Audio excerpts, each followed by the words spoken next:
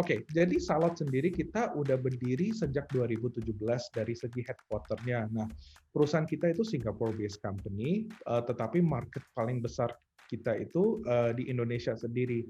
Nah, dari segi Indonesianya itu kita sudah berdiri sejak tahun 2019 dari PT Silot Teknologi Indonesianya, tetapi bisnis kita sudah berjalan kurang lebih udah 3 tahun ya, kalau kita hitung dari sejak ini, udah mau 4 tahun sekarang.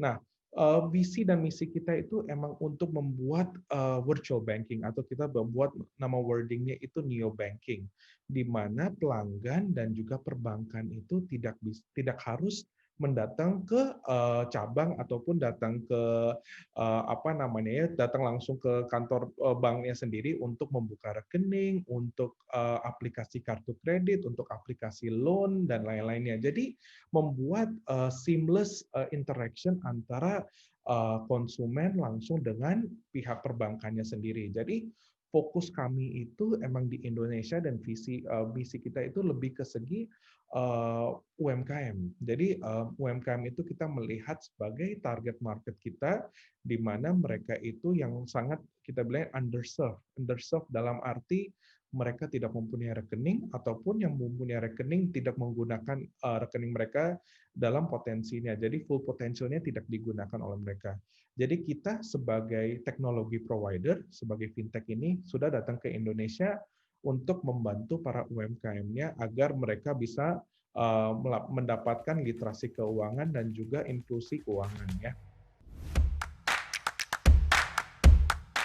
Untuk saat ini kami sudah mendapatkan status tercatat dari OJK sebagai agregator. Itu terjadi di bulan Februari 2020. Nah, ini status tercatat tersebut itu digunakan untuk salah satu produk kami. Produk kami namanya Pak Bos. Pak Bos ini adalah Android-based application yang digunakan oleh para UMKM untuk berinteraksi dengan bisnis mereka secara digital. Salah satu fitur yang kami andalkan itu adalah fitur QRIS. Nah, Kris ini adalah dorongan dari Bank Indonesia untuk mendorong para merchant dan juga para konsumen untuk menggunakan layanan QR yang bisa mengeliminasi pembayaran dengan cash ataupun tunai.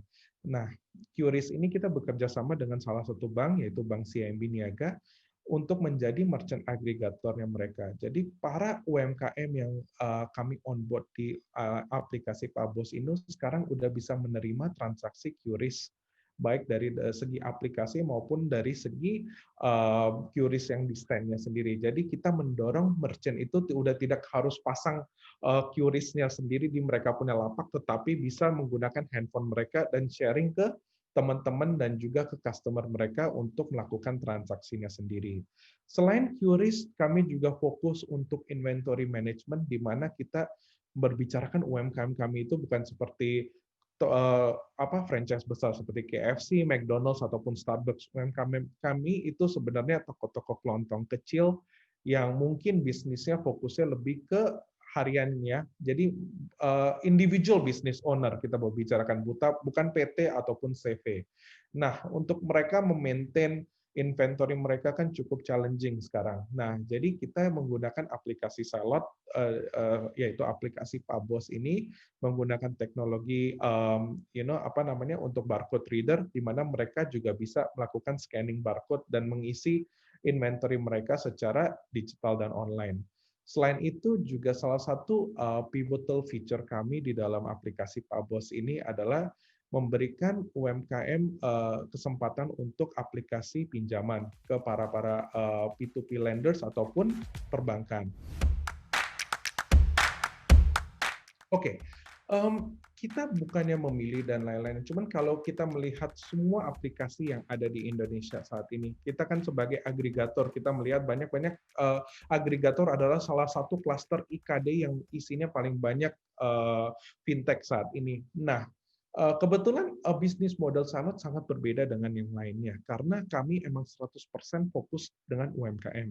Nah, untuk menjawab pertanyaan Pak William sendiri, kenapa UMKM harus menggunakan aplikasi Salot?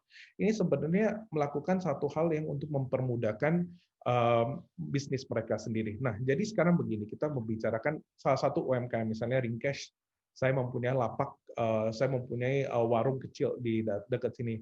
Misal kata saya pergi ke bank, ingin mendapatkan pinjaman. Yang paling pertama bank akan melakukan adalah risk check. Nah, karena saya semua transaksinya cash, saya tidak ada data apapun di sistem perbankan maupun di sistem OJK, maka pasti risk appetite saya, saya sendiri itu cukup tinggi. Oleh karena itu, untuk saya mendapatkan pinjaman itu sangat susah dan mungkin akan di-reject oleh pihak perbankan. Nah, dengan menggunakan aplikasi Salot ini, kita bisa melihat berapa banyak transaksi yang ada dalam satu hari, berapa banyak customer yang datang ke dalam store saya, berapa banyak barang yang saya sudah taruh, berapa banyak pembelanjaan saya lakukan, berapa banyak penjualan yang saya lakukan. Jadi datanya sangat komprehensif untuk para perbankan maupun calon pemberi pinjaman untuk melakukan analisa risk. Nah, dengan menggunakan layanan Salot ini, mereka akan mendapatkan data ataupun insight yang cukup mendalam untuk mengerti sebenarnya UMKM ini apakah mereka resikonya tinggi apa tidak. Data yang mungkin tidak bisa didapatkan dari luar karena ini data proprietary oleh Salot sendiri. Nah, sama. Poin kedua lebih untuk mengeliminasi semua transaksi cash, di mana kita ingin menganjurkan semuanya untuk melakukan transaksi dengan QRIS atau QRIS. Sekarang kalau misal kata kita melakukan cash transaction, transaksi tersebut tidak bisa kami detect. Tetapi kalau untuk QRIS, dari segi konsumen mereka cukup enak. Misal kata kita tidak membawa uang atau tidak membawa dompet ketinggalan di rumah. Konsumen tinggal membuka aplikasi wallet apapun, OVO, Dana, Gojek, Shopee, ataupun aplikasi perbankan yang sekarang sudah support QRIS. Mereka tinggal scan barcode tersebut dan mereka bisa melakukan pembayaran. Apalagi sekarang, Pak, dengan status pandemi begini, kita ada aplikasi Pabos ini yang bisa diinstal dari Google Play, Pak. Oke, mungkin dari customer itu sangat apa ya, misalnya mereka sangat worry untuk datanya mereka sendiri, bagaimana kita menggunakan data mereka, karena kan ini kita memiliki data-data pribadi seperti KTP, jumlah penghasilan, dan lain-lainnya. Nah, kita memberikan semua konsen ke customer sendiri. Nah, paling pertama yang kita memberitahukan ke customer itu pasti kita akan ada terms and condition di dalam aplikasinya sendiri. Dan dari Google sendiri juga sangat sensitif terhadap akses kepada device mereka.